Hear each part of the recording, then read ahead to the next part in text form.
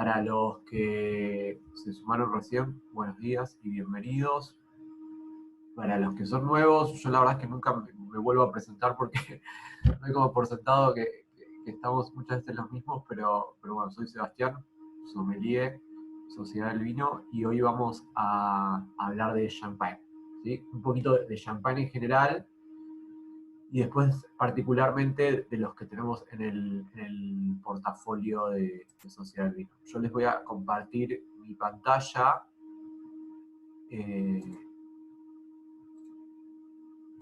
Bien, ¿se ve mi pantalla? Sí, sí, se ve. Primero, eso es como un tip para a la hora de por ir a ponerse a estudiar un poco de vinos o a tratar de entender. Siempre la geografía es como, se habrán dado cuenta por todas las charlas que venimos teniendo, que ya pasó un buen tiempo. Es súper importante a la hora de entender cualquier vino y el origen, ¿no? Por eso cuando uno estudia un vino en particular, tiene que viajar al origen de ese vino. Hoy vamos a hablar del champagne. El champagne es una denominación de origen controlada, ¿sí? De ahí viene el nombre. Y es una región en Francia, ¿sí? O sea, es o sea, homónimo la región con la denominación de origen controlada. Yo acá les abrí el mapa de Francia grande, como para que nos ubiquemos un poquito geográficamente. Vamos a viajar no solamente a través de la pantalla, porque de otra manera no se puede, por más que uno tenga la posibilidad económica o no, no se puede. Eh, bueno, tenemos Francia, ¿no? Gran productor de vinos, primer productor mundial, junto con España e Italia siempre se disputan ese puesto año a año, quién produce más vino en el mundo, pero son los tres principales productores. ¿Sí? Después viene Estados Unidos, por quinto Argentina a veces, en este momento no sé si estamos quinto, tal vez algún otro país nos haya superado en cantidad de producción de vino. Pero bueno, Francia es como el país del vino por excelencia, junto con Italia y España, ¿no? Con muchísima historia y muchísima tradición, hace cientos de años que se dedican a hacer vino y tienen un montón de historia y de evolución, no solo en el vino, sino también en la parte gastronómica, por supuesto.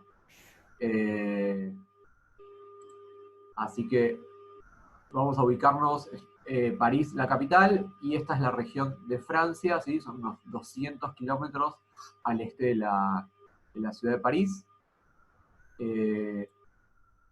Nos ubicamos justo acá, es una región fría, y es de donde sale esta bebida que vamos a hablar hoy.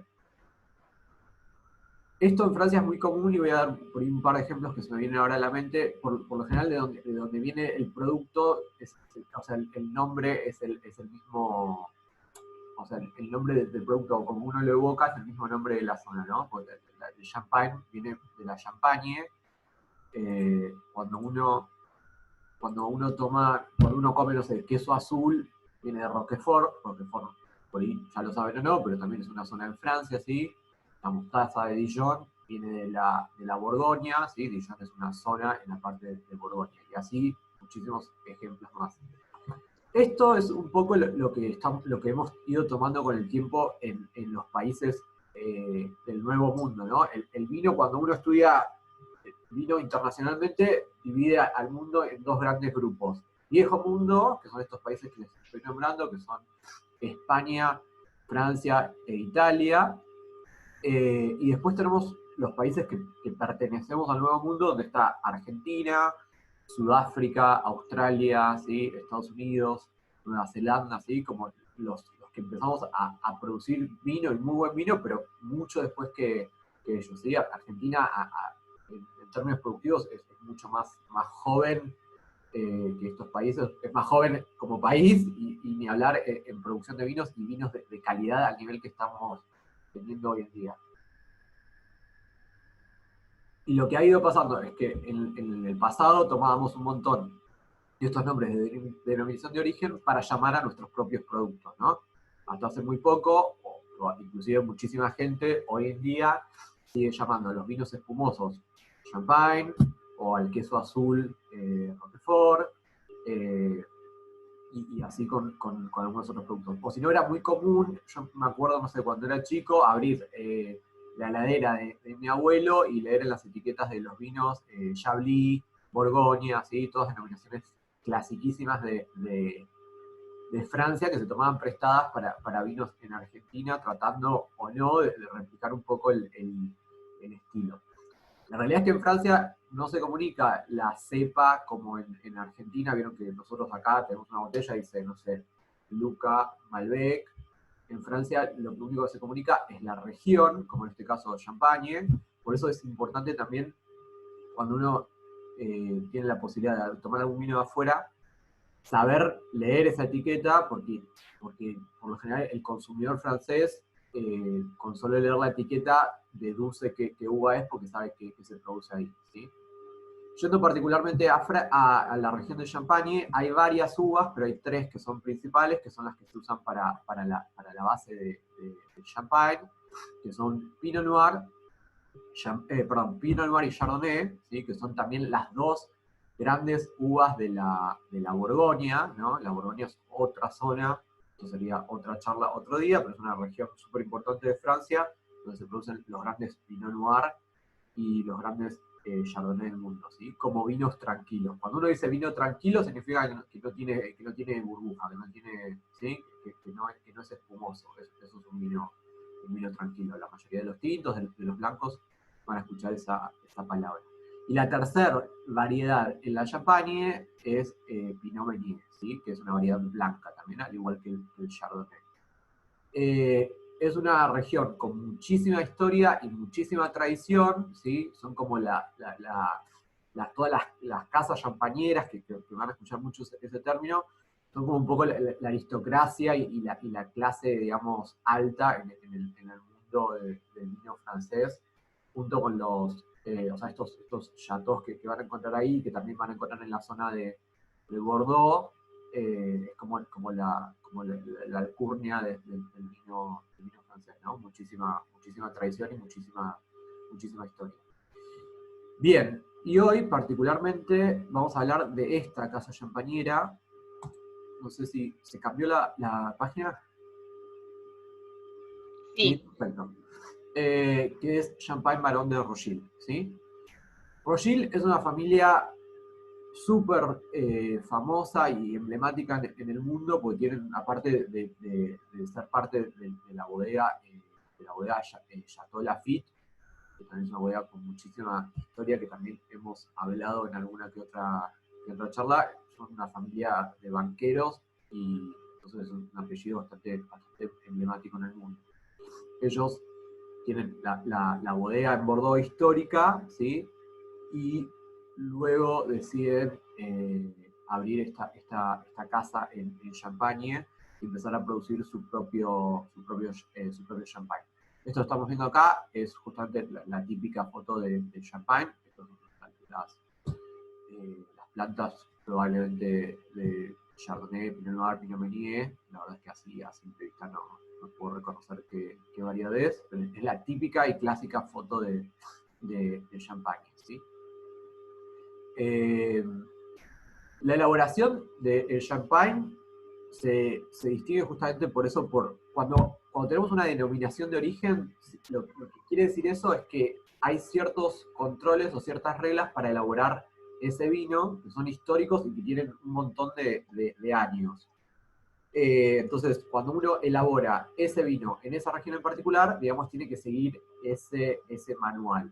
Y, por ejemplo, en Champagne podemos incluir, no sé, que una poda corta. Hay tres métodos principales, ¿sí? Que son Royat, Chablis y Gouillotte, que en este caso no vienen o sea, no hay que ir tan específico, pero digo, son métodos de poda que solamente o sea, que es requisito usarlos ahí. Hay un rendimiento máximo de uvas por hectárea, hay un rendimiento máximo en el prensado, hay un grado mínimo de alcohol que se fija año a año, dependiendo de cómo viene el clima. Hay un método, que es el famoso método tradicional, o método champenois, que es cómo se elaboran los champagnes, que ya vamos a hablar, ¿sí? Que si bien es un método que se replica en el mundo, acá mismo en Argentina tenemos un montón de espumosos elaborados bajo ese mismo método, en la Champagne, todos los vinos Champagne, valga la redundancia, tienen que estar hechos con este método, ¿sí? Por ahí, si recuerdan de la charla de Ale, que él hablaba del método Charmat o Charmat Lungo, ¿sí? Para contar cómo se elaboraban los vinos de la bodega para la que él trabaja. En Champagne, el único método posible y admitido por la denominación es el tradicional, ¿sí? O Champenois, ¿sí? De Champenois. Y después hay otras reglas, como por ejemplo la cantidad de tiempo que la botella tiene que estar en estiva antes de salir, ¿sí? O la cantidad de tiempo que el vino tiene que pasar con las levaduras eh, antes de que se termine de elaborar. En este caso en la Champagne son 15 meses mínimo. Después cada casa champañera, ¿sí? Va a jugar con eso y a elaborar sus diferentes estilos de vino. Pero estas reglas son como básicas y hay que seguirlas para elaborar los vinos en base a esa denominación de origen controlada. Esto me gusta aclararlo porque que algo pertenezca a una denominación de origen controlada no significa que sea mejor o peor a otro producto que no se rija por esas reglas. De hecho, acá en Mendoza se trató de imponer hace mucho tiempo la denominación de origen controlada para el Malbec en una zona de Mendoza, y la verdad es que creo que, si mal no recuerdo, fueron 4 bodegas las que trataron de seguir eso y no tuvo éxito, ¿sí? Usar un Malbec DOC en Argentina.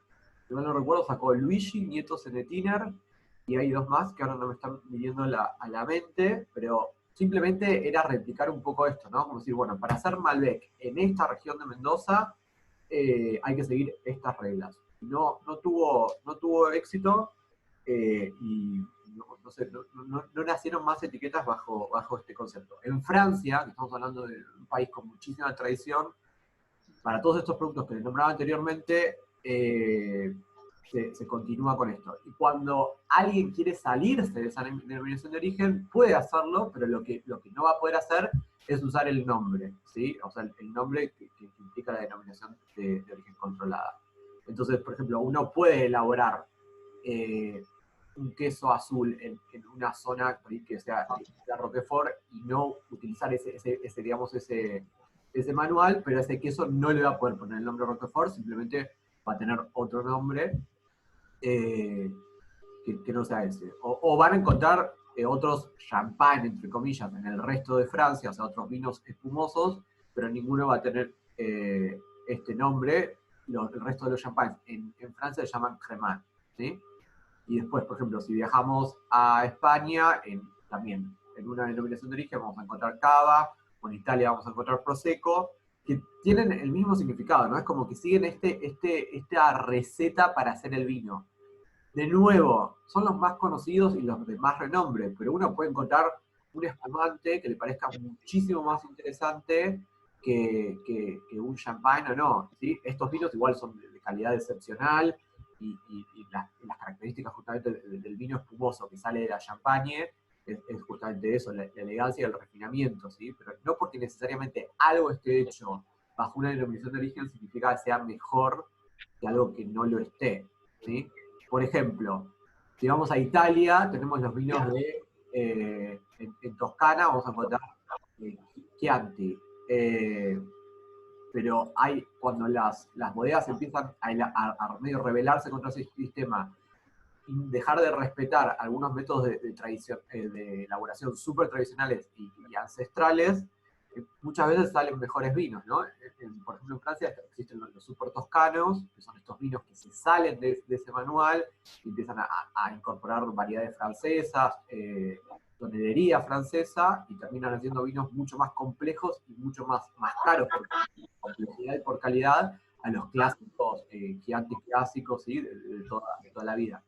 Entonces, como que rompen con esa categoría, pero ya no pueden usar más esa denominación de origen. Bien, estoy yendo un poquito por las ramas, pero era como para tener un poco la visión global. Nosotros con esta bodega tenemos... En esta bodega tenemos 3 etiquetas. Y ahora ya bueno, acá tenemos una foto más de Champagne, ¿sí? Este es el pueblito. Esta es la típica foto del lugar. Y acá tenemos la cava, bueno, esta es la cava particular de Champagne Barón de Rothschild. Estos se llaman pupitres, es donde las botellas descansan una vez que las levaduras del vino las levaduras del vino mueren. No sé si se acuerdan la charla de Ale, que Ale contaba, o sea, primero el champán está hecho con un vino tranquilo, que son estas bases que le decía, Chardonnay, Pinot Noir y Pinot Meunier. Las levaduras, una vez que terminan de convertir todo ese azúcar en alcohol, mueren y descansan en la botella. Tradicionalmente se usa este método de pupitre, donde la levadura va, vieron que el pupitre está como, no sé si alcanza a apreciar en la foto, pero están levemente inclinadas las botellas, tienen diferentes niveles de inclinación, y hay como un maestro de cava que manualmente va girando la botella, hay un protocolo para cada casa, cada maestro con su librito, como se dice, y esas levaduras van otorgando complejidad al vino, volumen, esas notas, vieron que en el espumante es muy común encontrar notas de panificado, de manteca, ¿sí? ¿Vieron? Como no sé si todos han probado el brioche, que es un pan que tiene mucha manteca, esas son notas, frutos secos, esas son notas como clásicas de los champagnes voluminosos y complejos. Estos pupitres, hoy en día, si uno tiene, no sé, la posibilidad de ir a Mendoza o a un montón de otros lugares donde se produce espumante, existen mecánicamente, ¿sí? O sea, como que hay una máquina que va como inclinando al vino y va girando la botella. Este es el método más antiguo y más artesanal, por así decirlo. Tiene un romanticismo que el actual no lo tiene, pero la realidad es que hoy en día, con la tecnología que hay y con el control que hay en las bodegas, los espumantes que uno prueba hechos digamos, con la escuela más moderna son increíbles igual. Argentina, de hecho, tiene grandes espumantes, ¿no? Bueno, ya lo contaba Ale en la charla, Chandon fue el lugar cuando decide abrir digamos, como una sucursal de su casa champañera, justamente se posa en Mendoza, ¿no? Porque encuentra un clima parecido a lo que ellos tienen en Francia. Bueno, acá hay más fotos de la bodega. Tenemos cavas súper antiguas, de cientos de años. Yo no tengo la suerte de conocer, pero la verdad me encantaría poder ir y conocer esto y dar una vuelta por ahí abajo. Acá están las etiquetas de Sebastián, los... Sí. te hago una pregunta. ¿Esas cavas mantienen una temperatura especial Sí, para el... eso es importante la pregunta y es... siempre hay una temperatura, o sea, son cavas que están frescas, o sea, uno siempre va a tener, de hecho, cuando haces esas visitas, por lo general te dan alguna manta o algo, porque hay más o menos unos 8 o 10 grados, dependiendo el lugar, pero siempre hay una temperatura, o sea, el vino está naturalmente fresco, y hay un grado de humedad también natural elevado, ¿sí? El champagne, idealmente una cava como perfecta va a tener una temperatura alrededor del 70%, ¿sí? Eso es como lo ideal para mantener a un vino. Bien. Y eso también se trata de replicar en otras cavas. Por ejemplo, acá en Buenos Aires, si uno va a la cava del Hotel Faena, que es subterránea en el hotel, siempre está como esa temperatura estable y mantienen una temperatura elevada. Y esa temperatura no varía. Si uno va y tiene la suerte de hacer una cata ahí abajo, el respeto siempre pasa por el vino. Tenés frío, te dan una manta, pero o sea, no es que van a poner la calefacción, ¿sí? Porque ahí la preservación es para los vinos. Digamos que el que cata pasa a un segundo plano y me parece bien porque es la casa de Claro, los vinos. claro. Bien, estas son las 4 etiquetas que la casa produce. Nosotros en Argentina traemos 3, ¿sí? El Brut, el Rosado y el Blanc de Blancs, que es este que está acá. Acá tenemos, como yo les decía, la familia Rothschild es una familia de muchísima tradición y muchísimo peso internacional a la hora del nombre del vino. Si bien en Argentina traemos históricamente otros champagnes como Veuve Clicquot, el viñedo que tiene la familia en la Champagne es muy pequeño, son unas 11 o 12 hectáreas, o sea que es ínfimo, y la producción también es pequeña a comparación de casas como Veuve, ¿sí? que tienen viñedos enormes y producen cientos de litros de champagne. Esto también pasa un montón acá en Argentina, o sea, como que hay muchos productos. Bev, no estoy diciendo que sea un mal champagne, pero por ejemplo, la famosa etiqueta, la Yellow Label, que es la etiqueta, se llama Yellow Label, pero en realidad es naranja, que es muy común verla acá en bibliotecas o no sé, algún que otro restaurante tiene. Afuera es una etiqueta que es bastante económica y que se consigue, no sé, por copa en bares a un precio súper accesible. Y acá es como un producto de muchísimo prestigio. Yo creo que si abrimos este champagne al lado de ese, tal vez encontremos más complejidad en estas etiquetas, ¿sí? Pero bueno, no, la producción es más pequeña y no son champagne tan masivos como justamente esa casa que se me ocurre ahora nombrar. No es que la estoy criticando, simplemente estoy comparando en mi cabeza champagne. Te hago una pregunta, Sebas. Sí. Cuando decís traemos, o sea que no lo elaboran acá, ¿no? En No, Mendoza. eso vale aclararlo. Estamos hablando de un producto francés. Y esto es Ah, ok. importado. Por eso les estoy mostrando las fotos de Francia, el viñedo. Sí, sí. No, igual vale la aclaración, ¿sí? Por eso estamos diciendo champagne todo el tiempo, ¿sí? Y no, Claro. o sea, si bien entra dentro de la categoría de espumante o espumoso, o sea, todo champagne es un espumante, pero no todo espumante es champagne. Es champagne, claro. Champagne solamente son estos vinos con burbuja que vienen de esta región en Francia, ¿sí? O sea, esto Ah, es un producto interesante. francés. El Ah, precio bien. también les va a dar una pista de que el producto es importado porque habrán visto que es costoso. Pero bueno, tal vez en su cartera de clientes tienen a alguien que se dé el gusto o que tenga la posibilidad económica. La verdad que es un vinazo, ¿sí? Así que si tiene la posibilidad de comprarlo, que lo disfrute. Sí, acá me preguntan si estos Rothschild son la misma familia que de Caro, ¿se acuerdan? Catena y Rothschild. En realidad, la familia son los que hacen este champán son tres ramas de la familia Rothschild, que se unen para darle vida a esta casa champañera. O sea, no es solo la de la familia Chateau Lafite, sino que junto con dos ramas más se asocian, ¿sí? Son todos varones, tienen, bueno, muy francés, ¿no? Todos tienen dos títulos nobiliarios, se asocian, unen su know-how, ¿sí? el saber hacer las cosas y la tradición y le dan vida a esta casa champañera. Bien, vamos a empezar. Yo les quería mostrar un video en realidad, pero no sé si por ahí puedo intentar mostrárselos y si se traba yo simplemente les dejo el link. ¿Les parece que probemos o quieren que directamente les deje el link? Sí. Son 7 minutos. A ver, si Sí, se traba me avisan y les dejo y lo ven cuando puedan.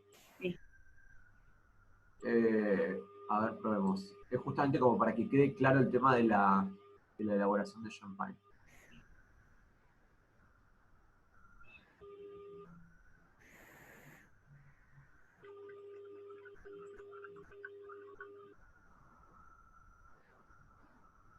Napoleón Bonaparte decía: en la victoria la merecemos, en la derrota la necesitamos. Y se refería al exquisito vino espumante champán. Siempre había una razón para disfrutar de un champán. Pero, ¿qué es un champán? Un champán es un vino espumante elaborado bajo el método champenois en la apelación de origen controlada champán. Y siempre son assemblage. La región de Champagne se encuentra ubicada a 200 kilómetros al este de París. Pero al momento de ver la definición champán, vimos que decía método champenois.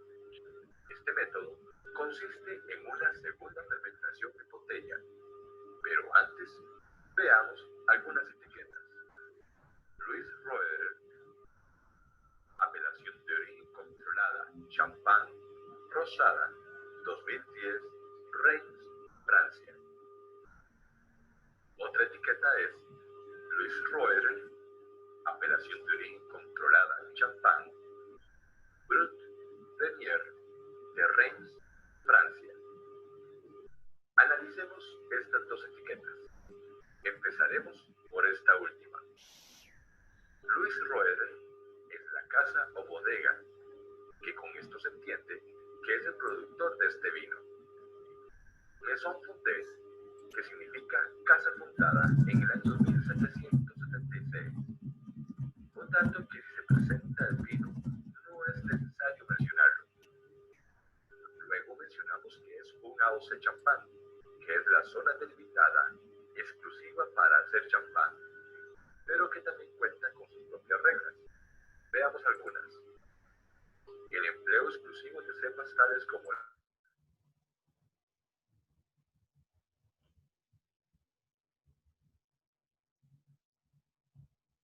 Ahí se cortó el audio.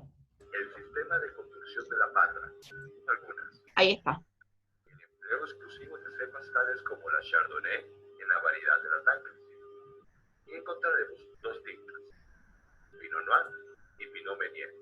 Otro tema que es controlado es el sistema de construcción de la parra. El rendimiento máximo en uvas por hectárea. El rendimiento máximo en el desagüe. El empleo del método natural conocido como champenois. Conservación en botella durante 15 meses mínimo antes de la expedición. Seguimos con la etiqueta y mencionamos Brut. Este es un indicador de la cantidad de azúcar residual agregada en el licor de expedición. Esto lo veremos más adelante, pero en este caso, al mencionar un Brut, es un espumante que cuenta entre 6 y 15 gramos litros de azúcar residual. Pero verán que hay champañas mucho más dulces. Seguimos con Reims. Es la capital de la zona de Champaña. Y Francia, el país de origen. Toda champaña es espumante, pero no todo espumante es champaña. Esto porque muchas personas dicen que quieren probar un champán español o italiano. Y esto no está bien, ya que hay vinos elaborados bajo el método champenois, pero no están dentro de la apelación de origen champán. Louis Roederer, champán rosada, 2010, Reims, Francia. Dos detalles a destacar de esta etiqueta en comparación con la otra es rosé y que tiene año, en este caso dice que es un 2010.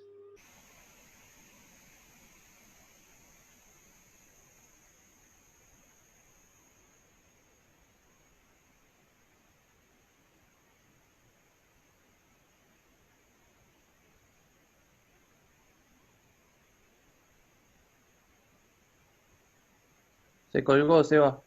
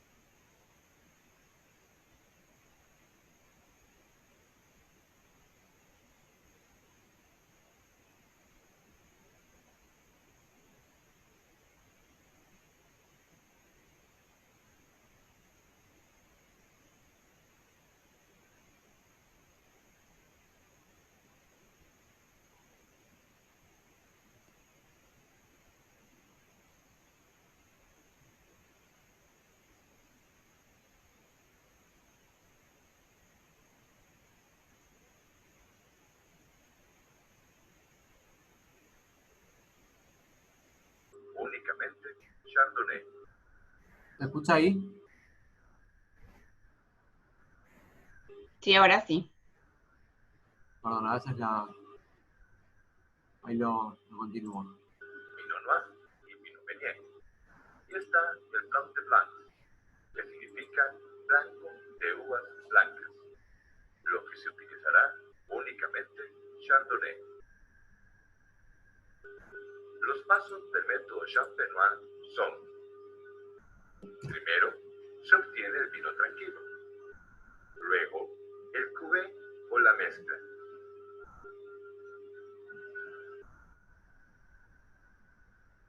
Esto se embotella y se le agrega el licor de tiraje. Este licor es un azúcar líquido con levaduras.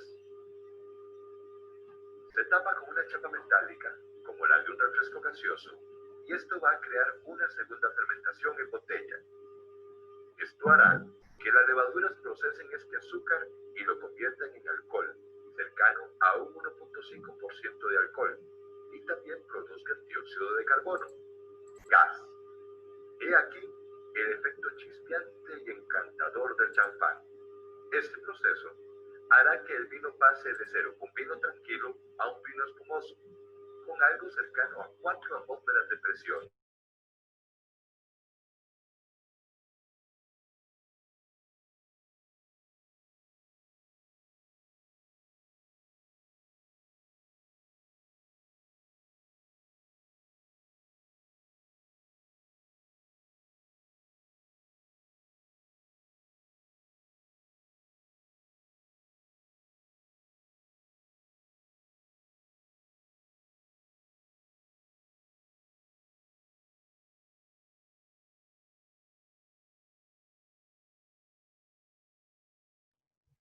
Se fue el audio otra vez.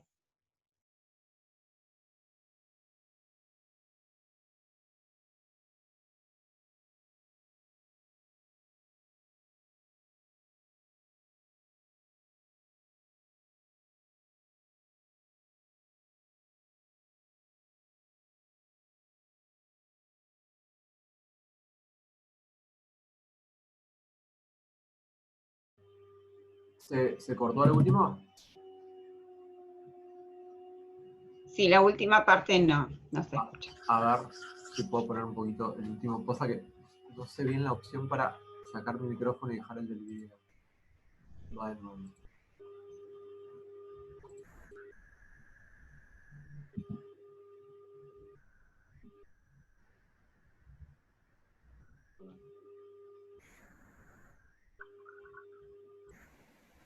De presión y se deja como mínimo 15 meses en contacto con las lías, levaduras muertas. Durante este tipo de alcohol y también produzcan dióxido de carbono, ¿Se escucha ahí? gas. He aquí Sí, el efecto chispeante y sí. encantador del champán. Este proceso hará que el vino pase de ser un vino tranquilo a un vino espumoso, con algo cercano a 4 atmósferas de presión.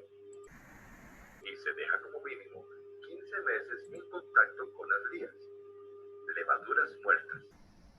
Durante este periodo se da un removido en pupitres y a cada movimiento se le dará un grado de inclinación mayor a las botellas hasta llevarlo a una posición de 90 grados.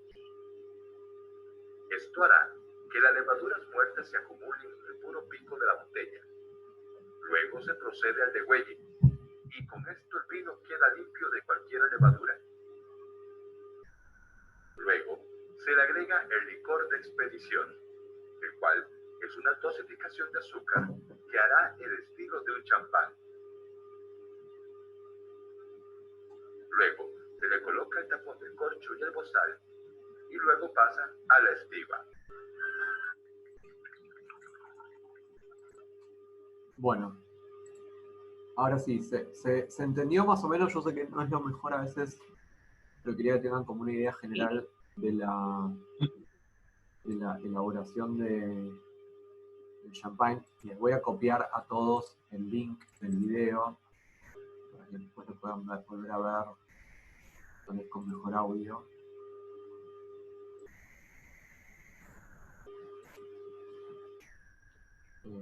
Les dejo acá el link. Pero bueno, esta es la elaboración general del champagne para tener la idea particularmente del método tradicional.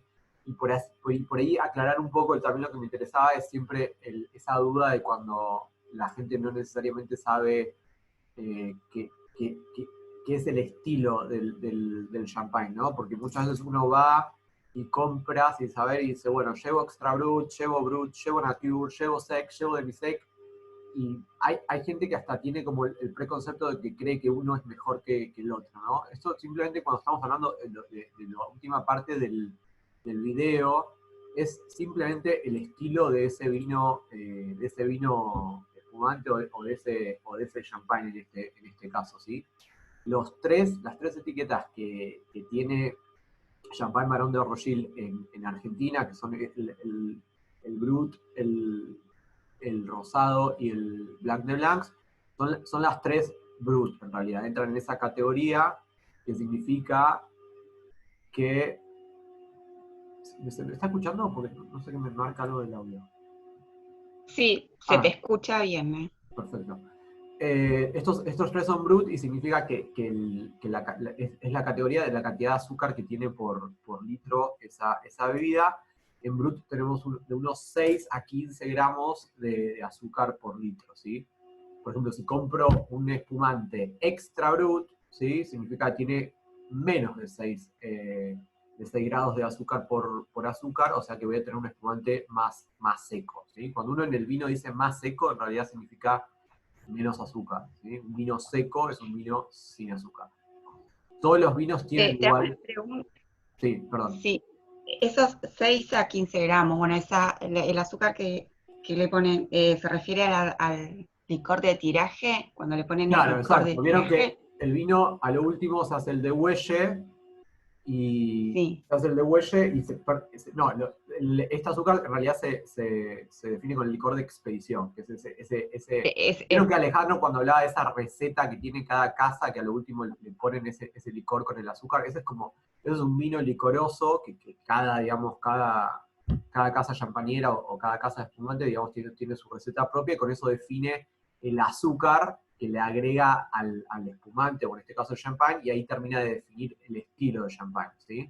Pero eso se define a lo último, cuando después del degüelle, que el degüelle es básicamente sacar la tapa corona, la tapa como de la cerveza, salen las levaduras muertas, en este método que vieron que la botella está inclinada, entonces las levaduras se acumulan en el pico de la botella, salen, el espumante queda limpio, porque es un proceso, acuérdense que en la champagne de por lo menos 15 meses de la levadura muerta en contacto con el líquido. Algunas veces van a leer, en algunas botellas dice contacto sobre lías son esas levaduras muertas, o van a leer el término en francés es surlis, ¿sí? Que se escribe, yo no hablo en francés, pero si mal no recuerdo se escribe así, surlis, ¿sí? Eso es ¿Este degüelle lo hace manual también?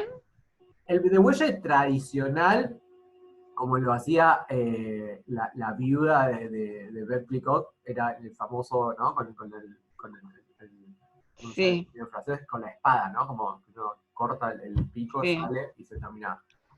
Hoy en día está todo mecanizado, ¿sí? Pues es imposible por la cantidad que se produce hacerlo de manera manual.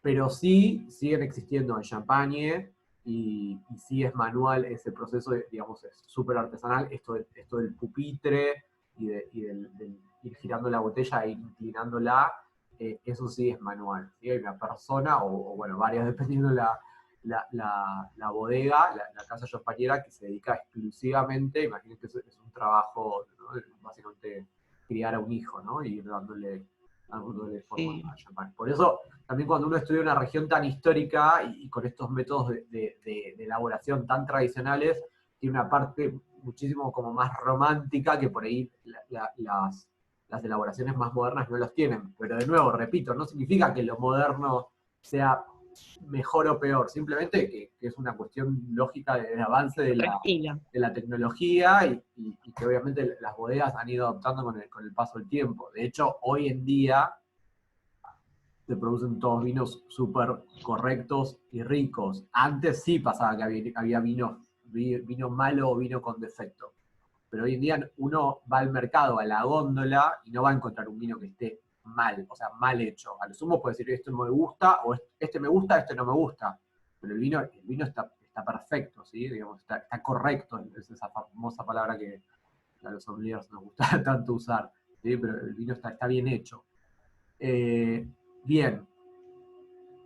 Volviendo, si el video se entendió, ya les dejé ahí el link. Voy a volver un poco así terminamos con las no me deja.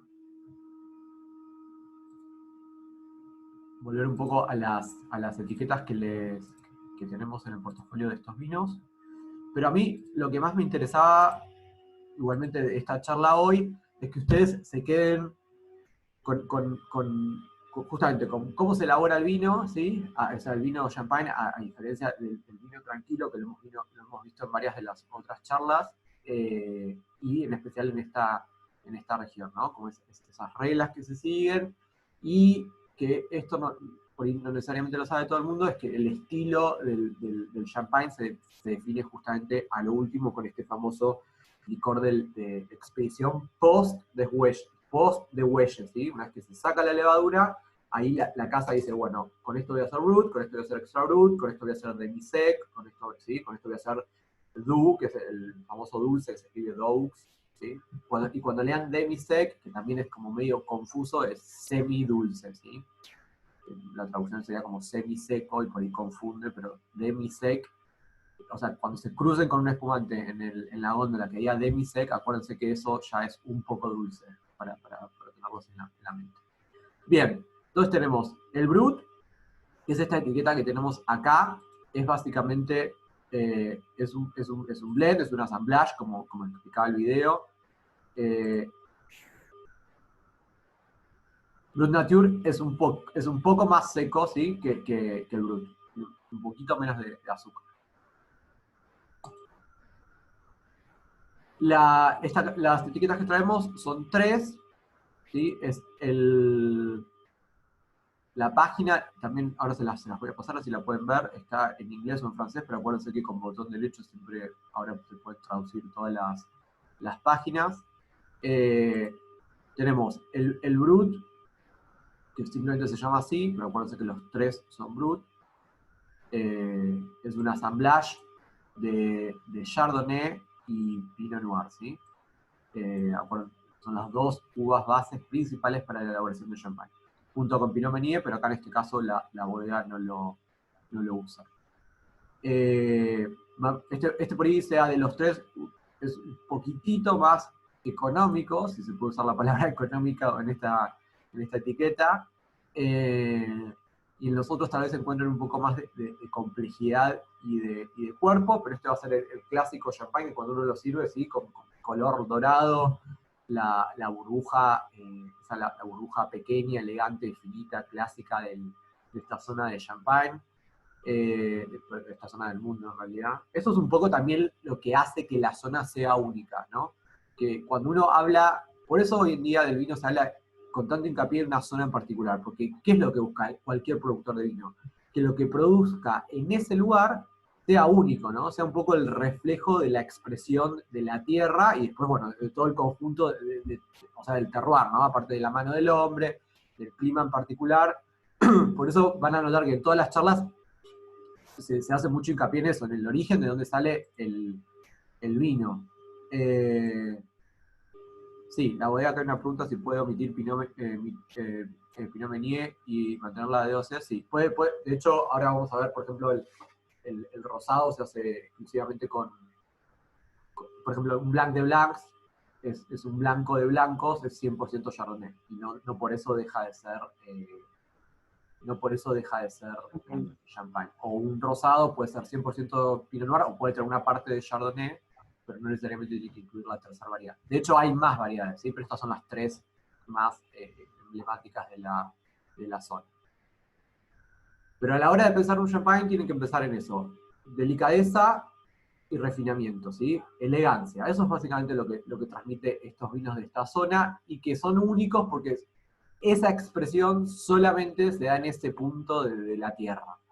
Si bien después hay espumantes en todas partes del mundo, y repito, muy muy buenos.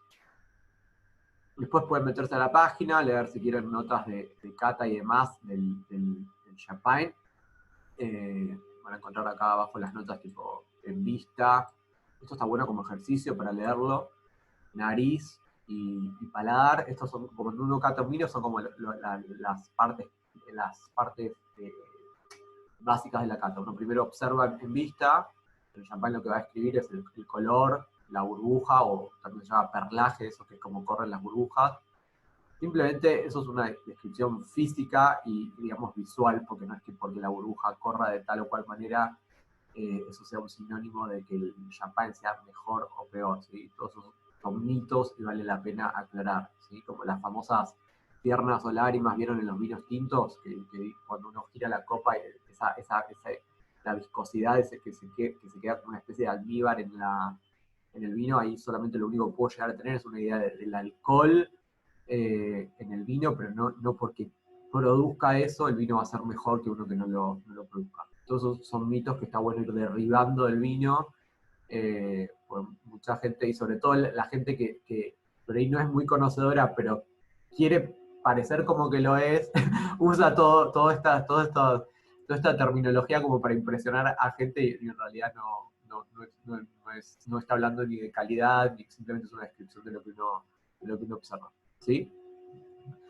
En el champán, por lo general, y por ejemplo acá que tenemos un assemblage de Pinot Noir y de... Perdón, hay una punta en el chat. Sí, todavía no llegué al maridaje. Ahora termino con la descripción y vamos al maridaje de espumantes. Y acá sí podemos usar la palabra champagne, ¿sí? Pero justamente tenemos estas notas que les decía, como son delicadas y elegantes, y acá estamos ante la presencia de un champagne seco, ¿sí? Recuerdo entre 6 y 15 gramos de azúcar, eso es seco, por más que haya presencia de azúcar. Vamos a encontrar estas notas como de panificado, de fruto seco, que se encuentran en muchos de los champagnes, y al ser seco, a la hora de pensar un plato de maridaje, esto yo lo he dicho en muchas otras charlas, tenemos que pensar un plato parecido al vino, digamos, delicado y sin azúcar. ¿Por qué? Porque si yo pongo un espumante o un champán, en este caso seco, con un plato muy dulce, por ejemplo, chocolate, dulce de leche, merengue, ese azúcar va a pasar por arriba del champán y la percepción del champán en la boca va a ser una cosa como amarga y más ácida todavía, y la verdad no es muy agradable, ¿sí? Esto lo hemos charlado varias veces, que por eso cuando uno en las fiestas presta atención a las copas, cuando se sirven a lo último, con los postres, o no sé, la típica Navidad, Año Nuevo, cumpleaños, por lo general la gente tiende a no terminar esa copa. ¿Por qué? Porque esa combinación no está buena y uno inconscientemente por ahí o vuelve al vino o pasa a otra bebida o directamente ya deja de tomar. Mucha gente deja de tomar porque está alcoholizada, pero no estamos hablando justamente de eso. Otro consejo, y esto es súper importante, es siempre tomar agua cuando uno toma alcohol. El alcohol deshidrata. Después al otro día vienen los famosos dolores de cabeza, este vino me mató, este vino el sulfito, todo lo que uno le echa la culpa, que en realidad es porque se pasó de alcohol. La ecuación más simple es que cada una copa de alcohol que uno tome un vaso de agua, ¿sí? O una copa de agua. Siempre hay que hidratarse. De hecho, cuando uno va a un bar bueno, el agua, por lo general, es de cortesía. No porque los de los bares sean buenas personas, o sea, no digo que no sean buenas personas, pero que sean divinos. Simplemente porque el agua, al seguirme hidratando, me permite seguir tomando. Entonces, si a mí me sirven un trago o una copa de vino y a la vez me dan de cortesía un vaso de agua, yo tengo más resistencia para seguir tomando y no me alcoholizo tan rápido. No estoy llevando a nadie por el mal camino de alcoholizarse, simplemente le estoy diciendo que cuando tomen alcohol, siempre al lado de la copa de vino tengan un vaso de agua, ¿sí? Bien. Vamos a pasar a la segunda etiqueta, que es el rosado.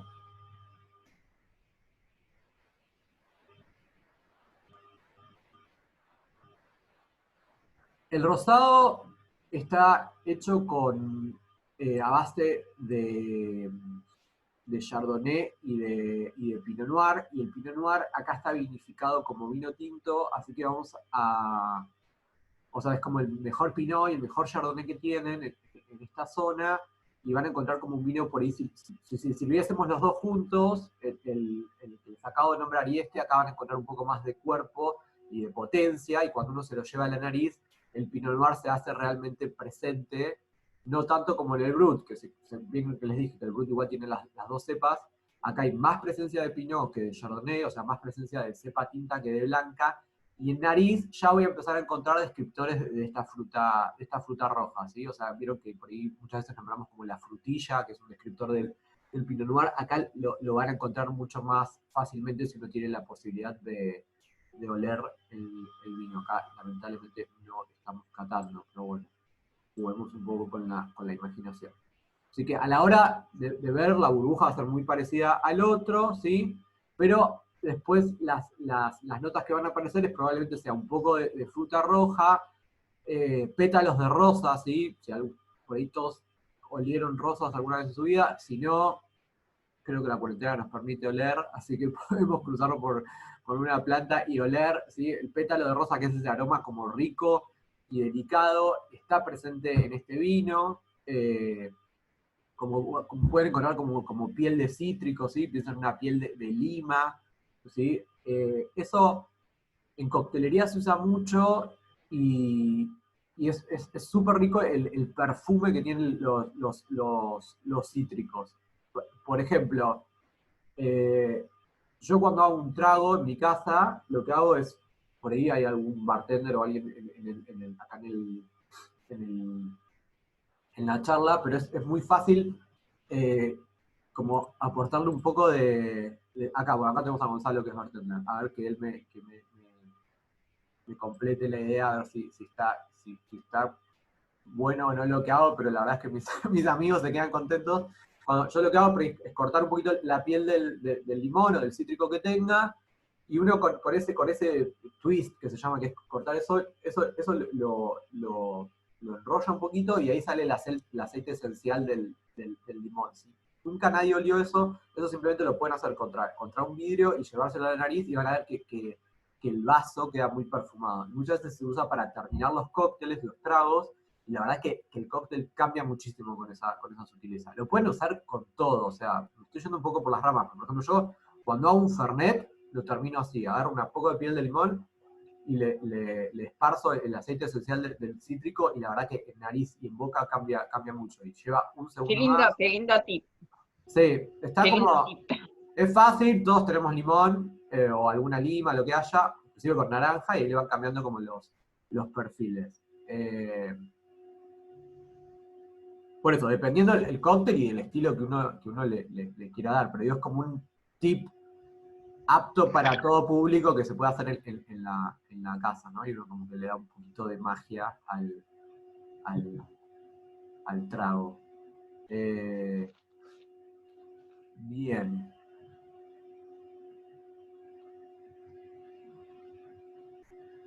Pero justamente les hablaba de esto porque por ahí en este vino van a encontrar eso como piel de limón.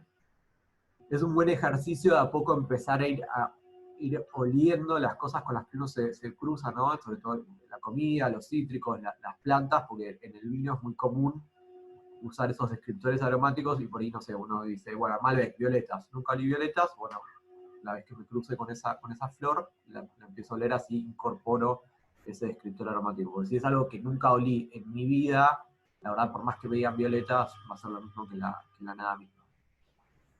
Bueno, y después en boca, estamos hablando del rosado, también van a encontrar como un ataque por ahí más conciso, ataques cuando la bebida entra a la boca, y también va a aparecer esta fruta roja que le estoy diciendo, tal vez frutilla, un poco de frambuesa, ¿sí? Y la característica como el eje general del champán que van a encontrar las tres etiquetas es eso, una bebida sumamente balanceada, fina, ¿sí? Fina en el sentido de elegante, y con un final muy largo. ¿Qué significa un final largo en un vino o en un champán? Es que uno termina de tomar ese vino y lo recuerda. Vieron que uno toma agua, el agua no hay recuerdo, ¿no? O sea, yo tomo agua y no me queda un gusto en la boca, justamente porque el agua no tiene. Pero hay vinos que tienen más y menos recuerdo, o más o menos final. ¿Sí? Cuando alguien te dice, ¿qué vino con final largo? Significa eso, que yo ya lo tragué, pero si, ahí al final del paladar aparece ese gusto, tiene un recuerdo. Bien, y acá, si lo pensamos en maridaje, al tener un poquito más de estructura y de fruta roja, tal vez pueda pensar platos con un poco más de estructura. Y otro tip es por ahí animarse a empezar a comer con espumante, ¿sí? Sacarlo un poco de ese momento de la comida que yo no recomiendo, que es al final, al postre, ¿sí? Y usarlo siempre más, o al principio como cóctel, o en la comida, por ejemplo, si voy a comer algo que creo que se puede llegar a llevar bien con esta bebida, por ejemplo, algún pescado, o sushi, o no sé, el que le guste, qué sé yo, un tartar, que es ese plato clásico, vieron que bueno, por ahí hay gente que le da impresión, porque es básicamente con carne cruda, curada, pero se lleva muy bien con el champán. Por ejemplo, ese plato, un tartar de lomo, se va a llevar muy bien con un champán rosado como este, ¿sí? Pero anímense a incorporar al champán como vino, digamos, principal de una comida, pues la verdad que con un montón de comida se lleva muy bien, ¿sí? Y por último tenemos el Blanc de Blancs, que justamente lo que significa esto es blanco de blancos, o sea, es un champán blanco de cepa blanca. ¿Cuál es la cepa por excelencia? Chardonnay, que va a dar si bien el Pinot Meunier también es una cepa blanca, el Chardonnay va a dar los vinos más elegantes, más complejos. Así que acá lo que hace la bodega es elegir el mejor Chardonnay que tiene,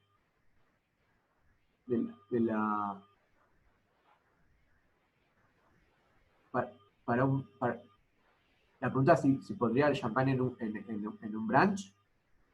Sí, sin lugar a dudas. Todo de brunch, todo champán.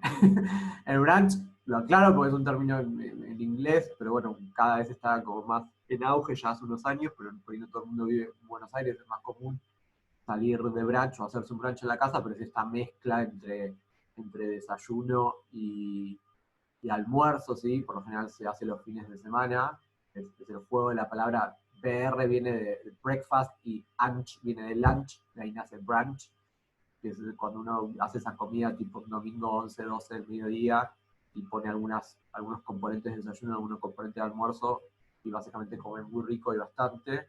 Es muy común sumar una bebida como un espumante o como un Bloody Mary, que es lo que está nombrando Gonzalo acá en el chat, ¿sí? Un cóctel súper clásico.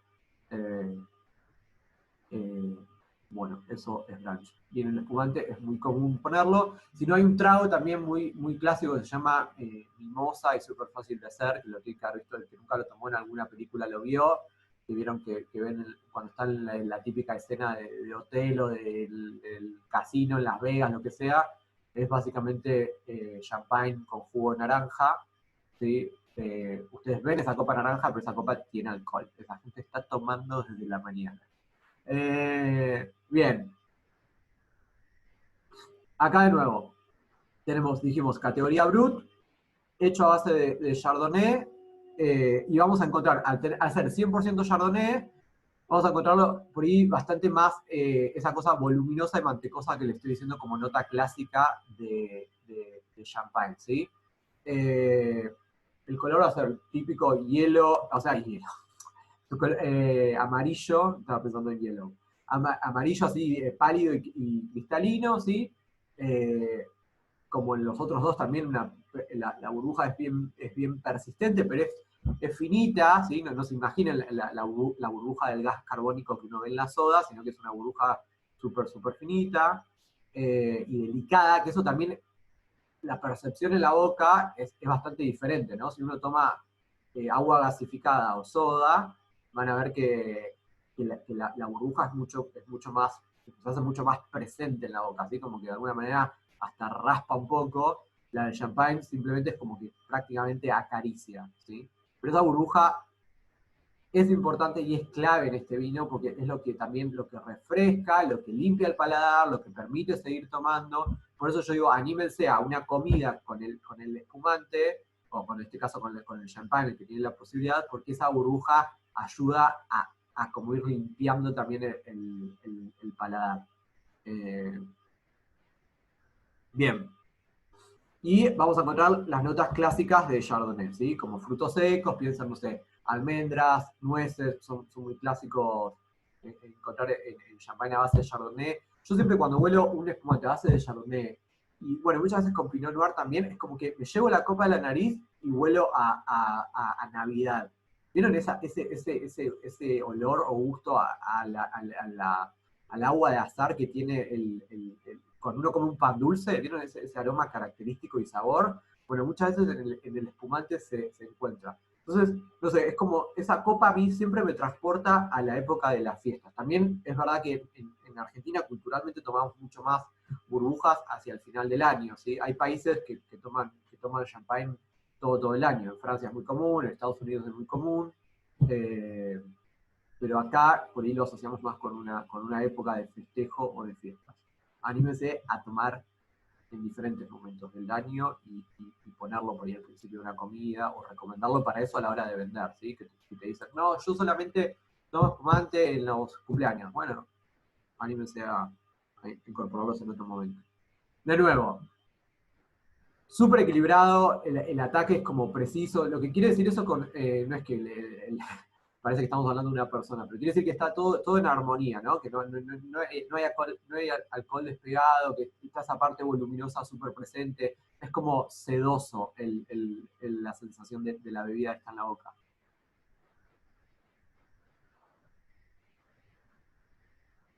No entiendo lo que está diciendo. Ahí vengo, llegó un pedido para mandar con... No entendí ese comentario. Bien, ahí Paula comenta sushi con este champán, por supuesto, es un súper acuerdo, ¿sí? Un acuerdo que se lleva muy bien la comida con esa bebida.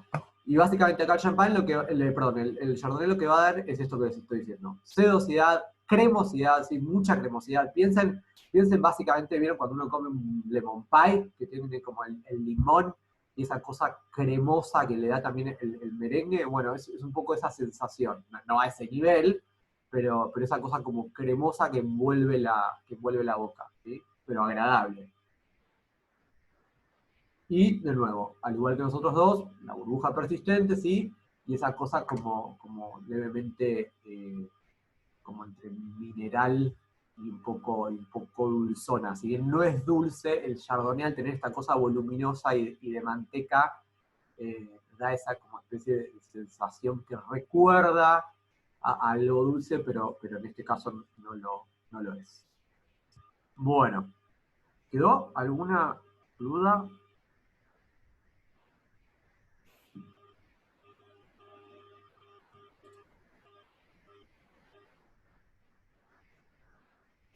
Está el chat abierto, si quiere alguien hacer alguna pregunta.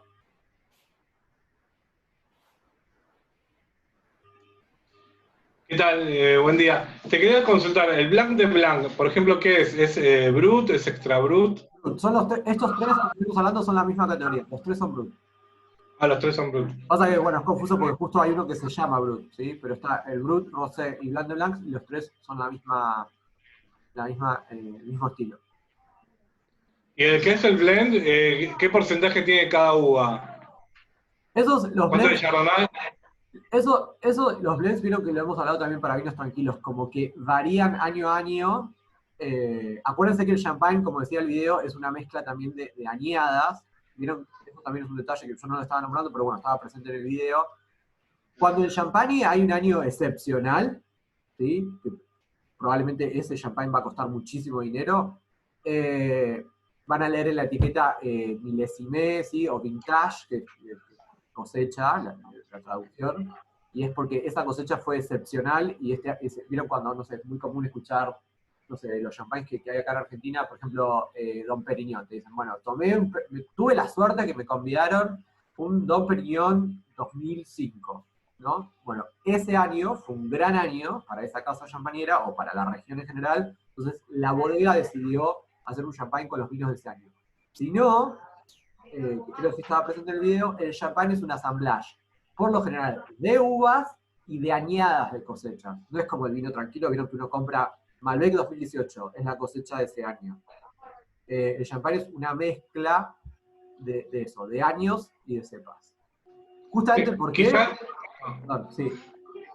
no, te iba a decir que quizás en esto es distinto porque vos acá estás vendiendo champagne. O sea, yo acá no te estoy vendiendo un espumante, te estoy vendiendo un champagne auténtico. Exacto. Pero, por ejemplo, hablando de los espumantes o los champagne entre comillas, yo tenía un cliente, a ver, yo le pregunto a mi dealer que es Damián, le digo, che, Damián, recomendame un champagne.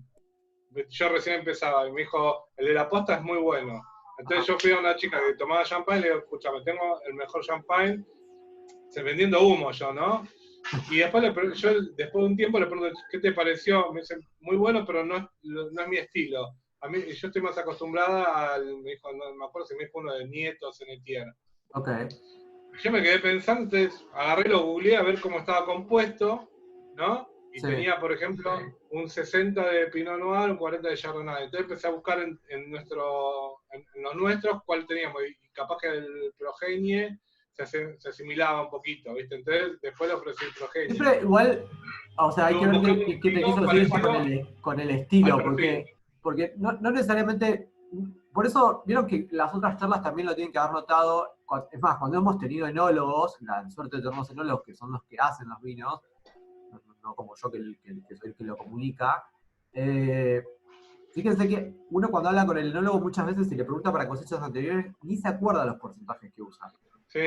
Básicamente un blend es, y por eso el champagne es justamente esto, que quiero redondear la idea, es todos los años mantener un estilo, pero vieron que en Caro también lo hemos visto, que Malbec y Cabernet Sauvignon, que ese porcentaje cambia, y uno siempre dice, bueno, este año es 70-30, pero si uno se pone a ver la ficha técnica, por ahí dice 67, ¿sí? Entonces lo que hace ahí el enólogo, o la mano del hombre, es que todos los años el cliente, el consumidor, se sienta identificado con ese estilo que le guste. Pero hay que ver por ahí qué quiso decir con el estilo, si era más dulce, menos dulce. No necesariamente es pura y exclusivamente la composición de esas cepas, no. Que a veces igual es imperceptible en boca, uno puede estar probando y es como, si yo te digo, no, obvio, 50, obvio. 40, es como, es muy... hay un montón de factores, o sea, también si era el estilo, si era brut, extra brut. Lo que sí es importante también empezar a usar es por ahí un poco la terminología, tratar de usarla lo más correcta posible dentro de cuando uno se acuerde, ¿sí? Empezar a llamar a los vinos de burbuja que no son de esta región, de Francia, que es la charla que tuvimos hoy, espumantes, ¿sí? Y champagne al que vienen acá. Entonces, si yo estoy vendiendo en este caso, como decías vos, por ejemplo, la Costa Nature, bueno, ese es espumante. Pero yo sé porque queda como el concepto siempre viejo, esto que hablábamos al principio, decirle champán a todos los vinos con burbuja, y a poco por ahí como que también ayuda a ordenar y a comunicarlo mejor, como decir, bueno, tengo este espumante y también tengo champagne, que no es poca cosa que haya champagne en el catálogo, ¿sí? Que es justamente lo que estamos hablando hoy. Yo lo que voy era un poco de los estilos, por ejemplo, que si yo le vendí la Posta Nature, sé que el Nature tiene poquito azúcar, casi no tiene azúcar agregado, y el Brut tiene un porcentaje de entre un 6 y un 10, no me acuerdo, más o menos. Sí, es verdad, uno es más seco que el otro. Entonces digo, le vas buscando un equilibrio con el perfil del cliente, vos sabés que consume, no sé, extra Brut, o le vas buscando en el catálogo lo que en función a lo que sabes que le gusta. Exacto. Si le gusta más dulzón, no le vas a ofrecer algo, un nature. Pero eso que haces vos está buenísimo, porque te estás como interiorizando también en el gusto del cliente, y eso es clave a la hora de vender, ¿sí? Es como cuando, a mí muchas veces me pasa que, no sé, me escribe un amigo y me dice, recomendame un vino. Pero yo, es como demasiado amplio recomendarme un vino, ¿no? Es como que hay que determinar o sea, es lógica la pregunta, pero digo, hay un mundo tan amplio que es como, primero hay que como, a mí, definir. Por ejemplo, a mí me pasaba que hablando con un muchacho, yo le decía, mira, vos te podés ir al chino y elegir y leer 500.000 etiquetas y vas a estar toda la mañana leyendo etiquetas. Sí. Pero si vos me compras siempre los vinos a mí, yo ya me hago el perfil de los vinos que te gustan, porque charlé con vos, porque a ver, te voy escuchando, entonces yo sé que no te gusta tan amaderado, tú estás más frutado, más, ¿no? Con lo que yo voy aprendiendo en las capacitaciones. Entonces yo sé para qué lado lo voy a llevar. Exacto. Bueno, esto que dice Maxi es súper importante, es cosa. como, ahí estás Que como... cada uno tiene que ir buscando el feedback con sus clientes y crear una especie de fidelidad, ¿no? Fidelizarlos y mimarlos, ¿no? Porque después que uno le ofrece una caja, vas con otra. No, tal cual, y cuando el catálogo suma una bodega nueva, vos, una vez que tenés la capacitación, o bueno, en tu caso que está buenísimo, que sos curioso, que la googleás, que ya te podés adelantar a eso, decir, bueno, sumamos tal vino que se parece a tal estilo, che, no sabes lo que me llegó, tengo esto, y esas son todas herramientas para vender el vino. Pero Eso me pasó con el catálogo nuevo que llegó el de, no sé que a uno le gustaban los vinos de Salta, el Malbec de Salta, y le digo, mirá, acá va a caer este de toqueño, algo así, Ajá. y le vendí el toqueño. Pues yo sabía que a él le gusta el Malbec de Salta. Entonces, mira, llegó uno distinto, probalo, que está bárbaro. La verdad que espero que esté bueno porque... Está perfecto. Pero bueno, pero Sí, ya, le voy buscando el perfil a cada uno. Está muy bien, o sea, eso básicamente es vender bien, ¿no? Es conocer al cliente y poder darle lo que le gusta y lo que disfruta, pero eso lleva tiempo y hay un trabajo también de la Es lo que persona vamos construyendo de a que poco, más allá de que uno después puede colgar vinos por Mercado Libre y venderlos o venderlo a la marchanta. Sí, obvio, Pero... el mercado es así con todos los productos, no solo con el vino, ¿no? Uno puede, esas son como un poco las reglas del juego.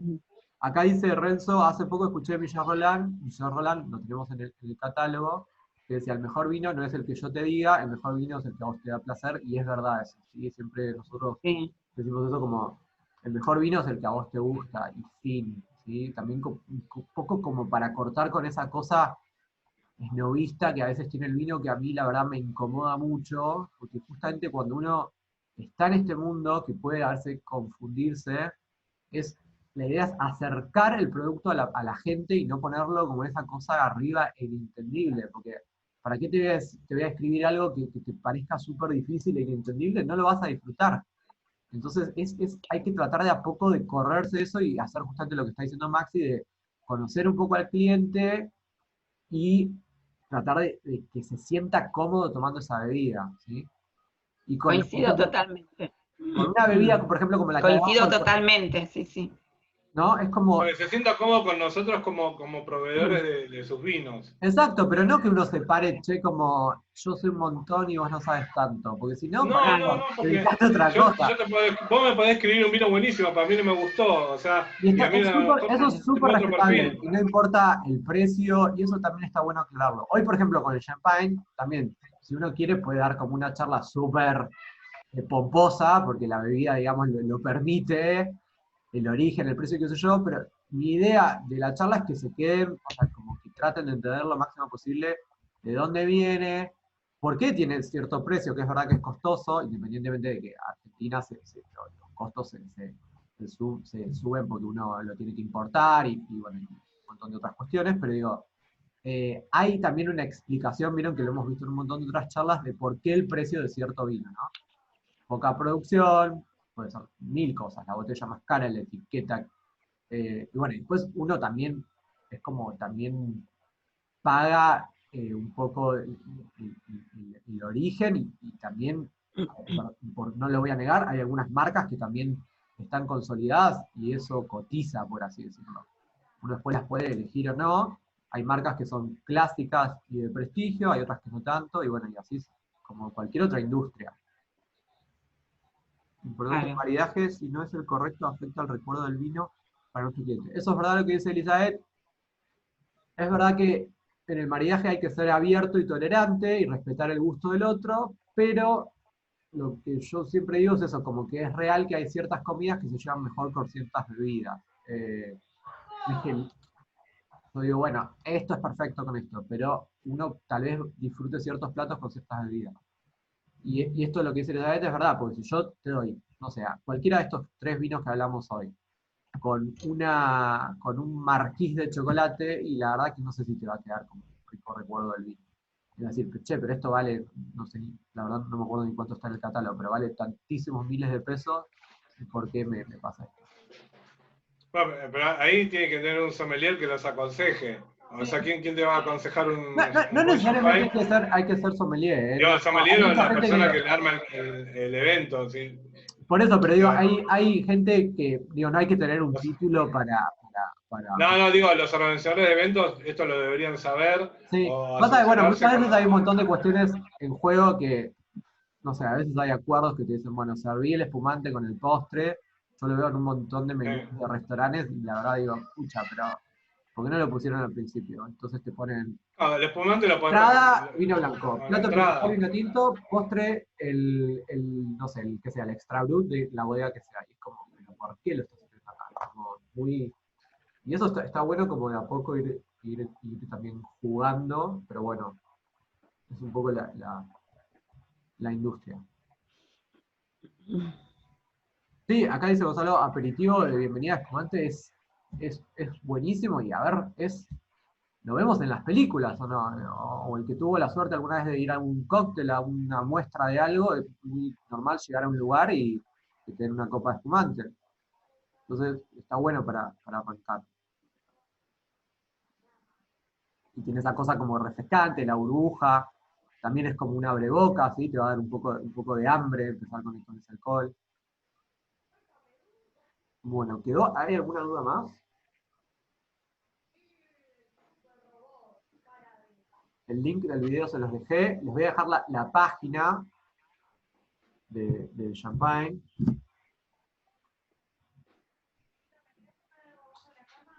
Acuérdense, de nuevo, está en inglés y en francés, pero con botón derecho sobre la página la traduce. Esta es la página, ¿sí? Champagne BDR, ¿sí? Barón de Rothschild, perdón. Domaine de Rothschild es otra bodega que también tiene ellos.